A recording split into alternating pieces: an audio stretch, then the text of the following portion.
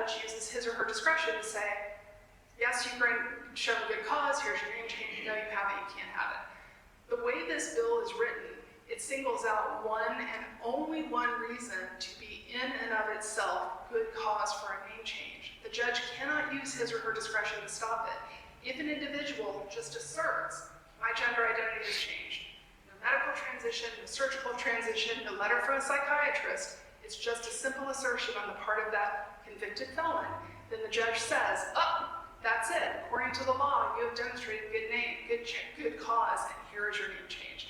And I think that's a problem because removing judicial discretion, particularly from cases where there may be complications or nuance, is not a good idea. It creates an automatic approval, and I don't think that's safe. Any further questions for this panel of witnesses? Mr. Vice Chair. Ms. Danick, I'd like to better understand the concerns that you were raising in regards to the background checks for firearm purchases. It's my understanding that people change their names all of the time when they get married, and so on and so forth. Do you have that same concern when someone gets married and changes their name, that their background check will somehow no longer be available or to law enforcement officials? So thank you for the question. Two parts to my response. One is, this is the exact same question that Representative Herod asked me on January 30th, and I'll answer it the way I did then. So the second part of my answer is this.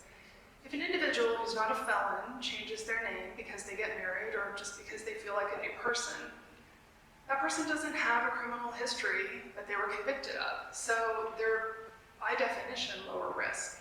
If an individual who is a felon wants to change his or her name because they're getting married, they have to go before the judge and demonstrate good cause.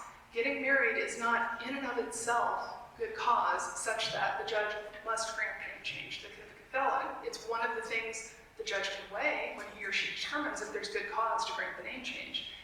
In this case, this bill would privilege one and only one thing to be in and of itself good cause, which is a self-affirmed change of gender identity. So it's not a matter of me being bigoted against trans people and thinking they shouldn't be able to change their name.